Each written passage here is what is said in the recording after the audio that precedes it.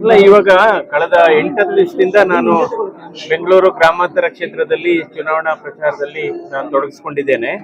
ಇವಾಗ ಸರಣಿಯಾಗಿ ಇವತ್ತು ಬಿಜೆಪಿ ಮತ್ತು ಜೆಡಿಎಸ್ ಕಾರ್ಯಕರ್ತರು ಒಟ್ಟಾಗಿ ಕೆಲಸ ಮಾಡ್ತಾ ಇದ್ದಾರೆ.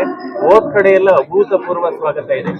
ಇವತ್ತು ಬೆಂಗಳೂರು ನಾವು ದಕ್ಷಿಣ ತಾಲೂಕು ಹೋಗಿದ್ದೆ. ಸೊ ನಿನ್ನೆ RR ನಗರ, ಕುಣಿಗಲ್ಲು, ಬಹಳ ಮುಖ್ಯವಾದದ್ದು ಇವತ್ತು ಬಿಜೆಪಿ ಮತ್ತು ಜೆಡಿಎಸ್ ಕಾರ್ಯಕರ್ತರ ಎರಡೂ ಹೃದಯಗಳು ಒಟ್ಟಾಗಿದೆ. ಸೊ ಬಹಳ ಹುರುಪಿದೆ, ಹುಮ್ಮಸ್ಸಿದೆ. ಸೊ ಇದನ್ನೆಲ್ಲ ನೋಡ್ತಾ ಇದ್ರೆ ನಮ್ಮ ಗೆಲುವು 100% ಖಾತ್ರಿ ಅಂತ ಅನ್ಸುತ್ತೆ.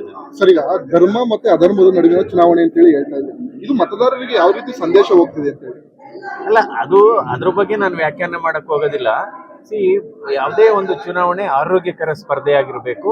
ಸೊ ಯಾಕೆಂದ್ರೆ ಮತದಾರರನ್ನ ಯಾವುದೇ ರೀತಿ ಅಡ್ಡದಾರಿಗೆ ಎಳಿಬಾರ್ದು ಅಷ್ಟೇ. ಇವತ್ತು ಕುಟುಂಬ ರಾಜಕಾರಣ ಅನ್ನೋದು ನಮ್ಮ ರಾಜ್ಯದಲ್ಲಿ, ನಮ್ಮ ದೇಶದಲ್ಲಿ ಅಪ್ರಸ್ತುತ. ಇವೆಲ್ಲ ಲಿಸ್ಟ್ ನೋಡ್ತಾ ಇದ್ದೀರಲ್ಲ, ಎಲ್ಲ ಇದ್ದಾರೆ. ಮಗ ಇದ್ದಾರೆ, ಮಗಳಿದ್ದಾರೆ, ಸೊಸೆ ಇದ್ದಾರೆ, ಅಣ್ಣ ಇದ್ದಾರೆ. ಅದು ಅಪ್ರಸ್ತುತ. ಇವತ್ತು ಅದು ರಿಲೆವೆಂಟೇ ಅಲ್ಲ ಇವತ್ತು.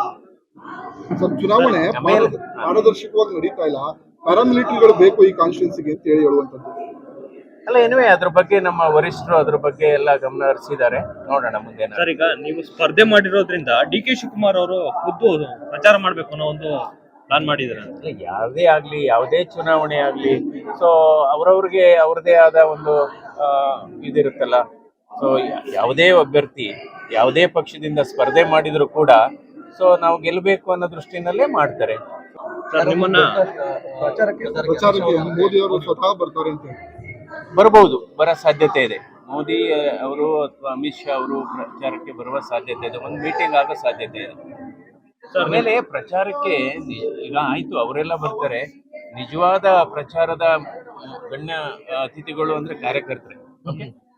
ಸರ್, ನಿಮ್ಮನ್ನ ಕೇಂದ್ರ ಆರೋಗ್ಯ ಮಂತ್ರಿ ಮಾಡ್ತೀವಿ ಅನ್ನೋ ನಿಟ್ಟಿನಲ್ಲೇ ನಿಮ್ಮನ್ನ ಬಿಜೆಪಿ ಚಿಹ್ನೆ ಹಿಡಿ ಸ್ಪರ್ಧೆ ಮಾಡ್ಲಿಕ್ಕೆ? ಇಲ್ಲ, ಅದೇ ಯಾವುದೇ ಆ ರೀತಿ ಷರತ್ತುಗಳಿಲ್ಲ, ಏನೂ ಇಲ್ಲ. ಫಸ್ಟ್ ಸಂಸದರಾಗಬೇಕು, ಬಿಜೆಪಿ ಪ್ರಚಂಡ ಬಹುಮತದಿಂದ ಅದು ಅಧಿಕಾರಕ್ಕೆ ಬರಬೇಕು, ಆಮೇಲೆ ನೋಡೋಣ.